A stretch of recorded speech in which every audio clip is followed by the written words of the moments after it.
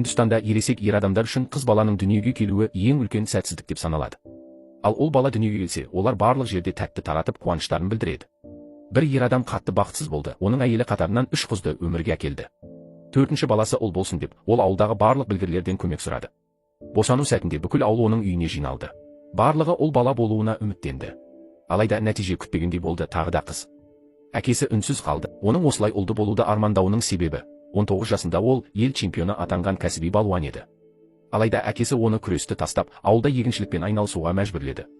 Жігіт өзінің орындалмаған армандарын ұлы арқылы жүзеге асырғысы келді. Бірақ қатарынан 4 қыз дүниеге келген соң, ол бұл арманынан түңілді. Бір күні көршісі қыздардан соққы алған баласын ертіп келіп шағымданады. Ер адам ашуға мініп, жиеніне шапалап жұмсайды. Бірақ ол өз қыздарымен көрші баланы салыстырып қарағанда ойы өзгерді. Көрші баласы көгеріп жүрсе, ал оның қыздарына ештеңе болмаған. Демек, қыздары оның күреске деген қабілетін мұра еткен. Сол сәттен бастап ол қыздарын чемпион қылуға бел буды. Бұрын балуан тек ер адамдар болуы керек деп ойласа, енді алтын медальдің жынысы жоқ екенін түсінді. Ең алдымен ол қыздарын майға қуырылған нанмен тамақтандырып, мұның соңғы тойымы екенін ескертті. Себебі спортшыларға майлы және ащы тағам жеуге болмайды. Келесі күні ол қыздарын таңғы 5-ке оятып, 2 сағат бойы жүгіруге мәжбүрледі. Олар етектерін киіп жүгірудің ыңғайсыз екенін айтып шағымданғанда, әкесі жиенінің киімін кесіп, оларға лайықтады. Осылайша жаттығу қыза түсті. Олар тыныш көшелерден бастап тұман басқан ауыл жолдарында жүгірді, судың үстінен салынған көпірлерді өтті, көлеңкеде отырып тұрды, аулада секіртпемен жаттықты. Бір күнде демалған жоқ. Қыздары шаршағандықтан аналарының мейіріміне үміт артты. Бірақ күрес аренасы қыздарды қабылдамайтындықтан әкесі өз қолымен шөп шауып күресуге арналған алаң жасап берді. Ол күн сайын оларға күрес әдістерін үйретіп, дұрыс ұстанымды көрсетті. Осылайша оның қыздары еркін күрестің нағыз шеберлеріне айналды. Қызын күресті жақсы үйрену үшін ол жиенін де жаттығуға тартты. Қыздың техникасы мінсіз деп ойлаған кезде, оның жиенімен күресі шындықты көрсетті, олардың күші жеткіліксіз еді. Күнделікті ауыр жаттығулар тек төзімділікті арттырғанымен, ол қыздың тамақтануын жақсарту туралы шешім қабылдады. Ол құс фермасының иесіне барып, менің қызым болашақта күрес чемпионы болады. Қазір сенің 100 рупий тұратын тауықтарыңды 20 рупийге сатып алайын. Кейін адамдар оның сенің тауықтарыңмен өскенін білсе, сенде клиент азаяма, деді. Ол бұл мәміленің өміріндегі ең пайдалы инвестиция болатынын ойламаған еді. Осылайша қыз күн сайын жаңа піскен тауық етін жеп, күрестегі шеберлігі күн санап арта берді. Алайда бұл кезде ауылда қауесеттер тарады. Маханы келемеж деп, мазақ еткен сөздер көшелерде желдей есіп, кешкі алаудың жанында да, мектептің ауласында да айтылды. Бір сәтте бүкіл отбасы ауылдың өсек аяңының басты тақырыбына айналды. Әйелі бұған алаңдап, осындай жалғаса берсе, қызымызды ешкім күйеуге алмайды, деп уайымдады. Бірақ Маха, қыздарының нағыз жетістікке жету үшін олардың ұзақ әрі дұрыс жолмен жүруі керек, деп жауап берді. Осы мақсатта ол қыздарының шашын қидырды. Бұл әрекеті ауыл тұрғындарының ашық келемежіне ұшырады. Көпшіліктің сыншыл көзқарасы мен өсек аяңы олардың төңірегіне тас қамал тұрғызғандай болды. Есеуге тән қарсылық пен әке қатаңдығы бір-бірімен қақтығысты. Ақыры, 2 қыз әкесіне қарсы шығуды ұйғарды. Олар оның сағатындағы дабылды өшіріп қойды, жаттығу кезінде шамды су сеуіп сөндірді, жүгіру кезінде әдейі жарақат алғандай кейіп танытты, күрес кезінде тез беріле салды. Әкелері ашуланғанымен қолынан ештеңе келмеді. Олар жеңістерімен масайрап жүргенде, жақын құрбысының үйлену тойы олардың көзін ашты. Бұл бақытты болуға тиіс кеште қалыңдықтың жүзі суық, ойға шомған күйде еді. Себебі 14 жасар қыз балалық шағын толық сезінбей жатып, күйеуге шығуға мәжбүр болды. Одан кейін оны бала туу, ас үй, су тасу, көзге көрініп тұрған өмір күтіп тұрды. Тіпті күйеуінің кім екенін де білмейтін еді. Бұл Үндістандағы көптеген әйелдердің тағдыры. Ол 2 қызға, сендер бақыттысыңдар. Себебі әкелерің сендерді шынымен жақсы көреді, сендерді жеке тұлға ретінде құрметтейді. Ол сендер үшін бүкіл әлеммен күресуге дайын. Ол сендердің болашақтарының жарқын болуы үшін барын салуда, деді. Мұны естіген 2 қыздың көздеріне жас үйірілді. Олар әкелерінің шынайы ниетін түсінді. Егер күресте жетістікке жете алмаса, бүгін қалыңдық болған құрбысының тағдыры ертең өздерінің де басына түсері анық еді. Олар қоғамның көзқарасынан қорықпай, болашаққа ұмтылды. Туа біткен таланты мен табанды жаттығулардың арқасында уақыттың сыналуын күтіп, жарық етуге дайын болды. Егістікке себілген жел жыл мезгілдері мен тауларды кезіп өтті. Қала шуында тыныштықты да шарпыды, бозғылт далада баяу есті. Ол бірде жұмсақ, бірде жылы леп болып, бұлыңғырлықты сейілтіп келешектің қоңырауын соқты. Уақыт өте келе үлкен қызы Гита немере ағасын басып оза алатын дәрежеге жетті, ал Махавир оны ауылдағы күрес жарысына апаруға бел буды. Қыз бен ұлдың күреске шығатыны туралы хабар әп-сәтте бүкіл ауылға тарады. Бұрын бос тұрған күрес алаңы көрерменге лық толды. Күмән мен мазаққа жауап ретінде Гита ең мықты балуанды таңдады. Жылдамдығы мен шеберлігінің арқасында қарсыласын басымдықпен жеңуге жақын еді. Алайда қарсыласы өте мығым әрі күші басым болғандықтан Гита жеңіліс тапты. Дегенмен ол абыроймен жеңілді, ұйымдастырушылар оған арнайы жүлде табыстады. Жеңімпаздың сыйақысы небәрі 20 рупий еді. Барлығы Гитаның өнерін жоғары бағалап, қошемет көрсетті. Жеңілістен кейін ол әкесінен қайта күреске қашан шығатынын сұрады. Бұл сөзді естіген Махавир қуанды, өйткені қызының күреске деген құштарлығы оянғанын білді. Кейінгі жарыстарда Гита барған сайын күшейіп, бірінен соң бірін жеңіп, сансыз жүлделерге ие болды. Көп ұзамай ол ауылдағы барлық балуандарды жеңіп, өңірлік деңгейге жетті. Мектеп директоры оны мақтап, шын жүректен құттықтады. Алайда күрес жолы қиын еді. Ресми жарыста арнайы залда өтетін, ережелері өзгеше болатын. Бірақ жергілікті спорт басқармасы Гитаның мансабын қолдаудан бас тартты, тіпті арнайы күрес кілемшесін бермеді. Қаржы тапшылығынан ол төсеніш орнына көрпелерді пайдаланды. Әкесі оған ішкі жарыстардың ұпай есептеу жүйесін түсіндірді. Қарсыластың тізесін жерге тигізсе 1 ұпай, арқасын тигізсе 2 ұпай, арқасынан асыра лақтырса 3 ұпай, ал 5 ұпай алу үшін қарсыласын доға секілді асыра аударып, арқасымен құлату қажет. Көп ұзамай Гита кәсіби күрес алаңына шықты және алғашқы ресми жекпе-жегіне қатысты. Ұлттық жасөспірімдер күрес чемпионатында қарсы келгендердің бәрін ойсырата жеңіп, күші мығым ер балуандарды да басып озды. Бұл жасөспірімдер тобындағы қыздар оның қарсыластарына шабыт берді. Ол тез арада жасөспірімдер тобында чемпион атанды. Тауық фермасының қожайыны салған инвестиция өз қайтарымын бермек. Кейінгі жастар арасындағы жарыста Гита қарсыластарын қиналмай жеңіп, еш күмәнсіз чемпион атанды. 1 жылдан кейін ол ересектер тобына өтті. Күн сайынғы тынымсыз еңбегі мен табандылығы осы күні өз жемісін берді. Ол ел ішіндегі барлық қарсыластарын ойсырата жеңіп, ұлттық чемпион атанды және бүкіл ауылдың мақтанышына айналды. Оның жиені ағасы Махавир осы жетістікпен тоқтайды деп ойлады. Алайда ол бұл тек арманның бастамасы екенін айтты. Ол ұлттық чемпиондар жыл сайын шығып отырады, бірақ тек мемлекет үшін алтын медаль әкелген адам ғана шын мәнінде жетістікке жетуші деді. Әкесінің арманы енді Гитаның да арманына айналды. Алайда халықаралық жарыстарға қатысу үшін ол міндетті түрде ұлттық спорт академиясында жаттығуы керек еді. Бұл оның арманына апаратын жолда әкесінің енді қасында бола алмайтынын білдіретін. Енді ол тек бапкерінен дұрыс бағыт беруін сұраудан басқа ештеңе істей алмады. Бірақ бұл шынайы өтініш бапкердің өзімшілдігіне тиіп кетті. Әкесі қателік жасаған баласына қарағандай абдырап кетіп қалды. Алайда оның бұл кетуі Гитаның өз жолынан адасуына келді. Әкесінің қатал тәртібі болмаған соң бұрынғы шектеулерден босаған Гита еркін өмір сүруге кірісті.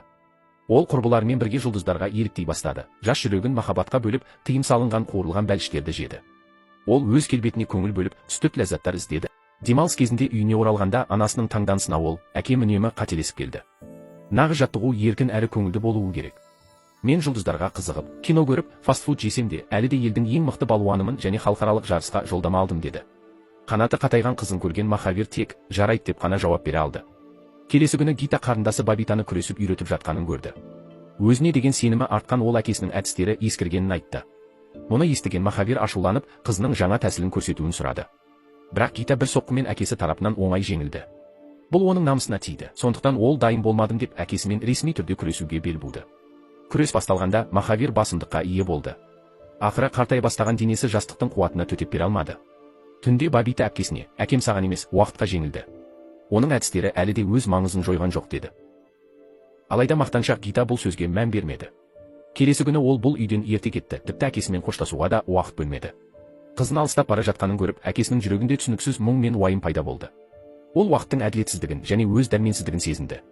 Ол қызын жеңе алмады, сондай-ақ оны қате жолдан қайтаруға да шамасы келмеді. Келесі күні Гита Сидней чемпионатына аттанды, ал қарындасы Бабита ұлттық жарысқа жол тартты. Ал Бабита еш қиындықсыз ұлттық чемпион атанып, ұлттық құрамаға қабылданып, ұлттық спорт академиясына оқуға түсті. Үлкен қызынан кейін енді кіші қызының да сол жолмен кетіп бара жатқанын көрген әке дәрменсіз күйде қалды. Алайда Бабита әкесіне оның үйреткендерін ешқашан ұмытпайтынын айтып, уәде берді. Жаңа ортаға келгенде ол мұндағы еркіндік пен жайбарақаттық адамның арманына балта шабуы мүмкін екенін түсінді. Гита бірінші айналымда австралиялық қарсыласына ойсырай жеңіліп, жарыстан шығып қалды. Ал әпкесі Гита чемпионатта жеңіліс тапса да, оған аса мән бермегендей көрінді. Бабита оны ақылға шақырмақ болды, бірақ Гита бұл сөздерді әкем сені мені тәртіпке шақыру үшін жіберді деп қабылдады. Ол қарындасына өз ісін өзі реттей алатынын айтты. Бірақ Гита келесі халықаралық жарыстардың барлығында да жеңіліске ұшырады. Ол бастапқы тәкаппарлығынан айырылып, өзін жоғалтты. Қатал шындық оның қиялдарын тас-талқан етті. Үздіксіз жеңілістерден кейін ол өзін мүлде қабілетсіз сезіне бастады. Қарындасы оны жігерлендірді және әкесімен сөйлесіп көруге кеңес берді.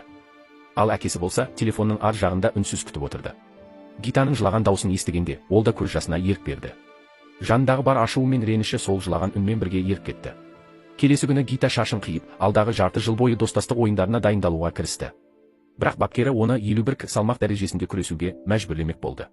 Бұл оның барлық жетістіктерін жоққа шығарумен тең еді. Бірақ әкесі мұны естіп, оған салмақ түсірмеуді бұйырды және өзі жаттығуға көмектесу үшін Патиалаға жол тартты. Әкесі екі қызын таңғы 5-те дуалдан асып шығып, өзімен бірге жасырын жаттығуға шақырды.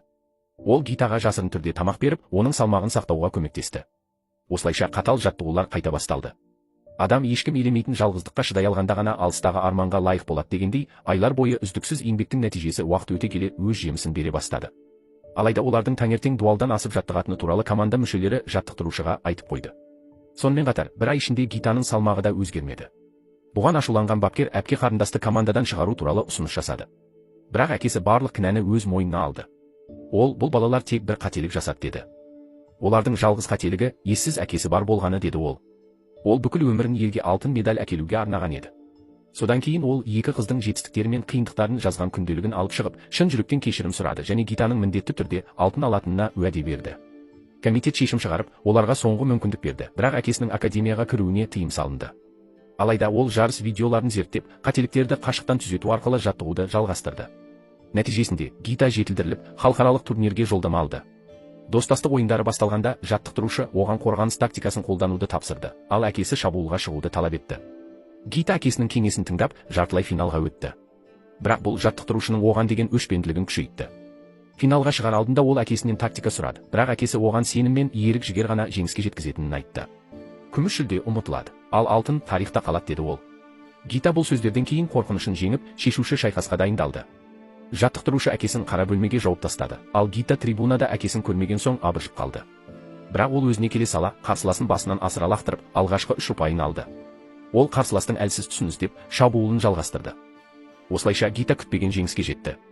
Жарыстан кейін бапкер барлық еңбекті өзіне жүктеді, ал Махавир Гитаның келесі қарсыласын зерттеу үшін сайыс алаңында қалды. Сайыс барысында австралиялық спортшы Англия қарсыласын оңай жеңіп, финалға өтті. Сұхбатында ол үндістердің көз алдында үнді спортшысын жеңетінін айтып, чемпиондықты алдын ала өзінікі деп санады. Бұрынғы халықаралық жарыстарда ол Гитаны 2 рет жеңген болатын. Ол уайымдап, ертеңгі стратегияны әкесінен сұрады.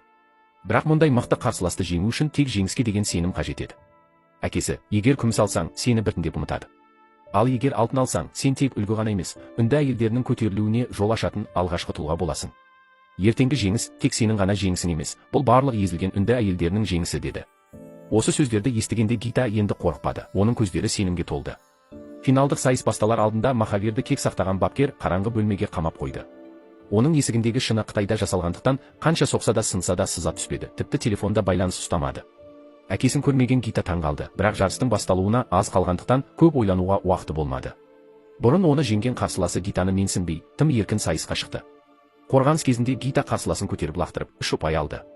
Кейінгі шабуылдарында ол қарсыласының осал тұстарын іздеп, дәл сәтте оны жерге жабыстырып тастады. Бірінші раундта Гита жеңіске жетті. Әкесінің жоқтығы оны біраз қобалжытты, ал қарсыласы шын мәнінде одан мықтырақ еді.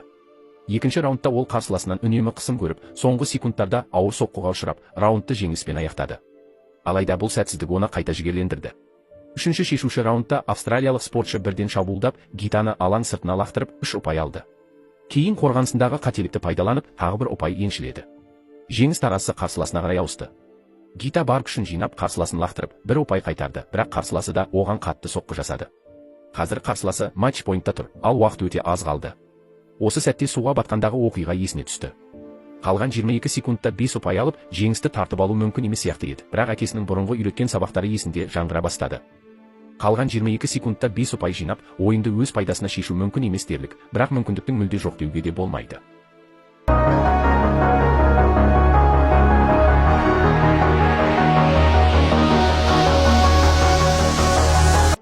Ол жеңіс тұғырында тұрып, өзінің даңқты сәтін тамашалады. Сол уақытта мемлекеттік әнұран ойнап, ту баяу көтеріліп жатты. Ал әкесі әнұранды естігенде ақ қызының жеңіске жеткенін түсінді. Бір сәтте барша қиындық пен ауыр еңбек жеңістің қуанышына айналып, толқын болып келді. Көп ұзамай оны тазалық қызметкері байқап қалып, ол сыртқа шығып, қызына қарай жүгірді. Қыз әкесін көрген бойда қолындағы гүлдерін тастап, оған қарай ұмтылды. Әке мен қыздың ортақ арманы орындалды. Әкесі қызы 10 жылдан бері күткен сол сөзді айтты. Бұл шынайы оқиға.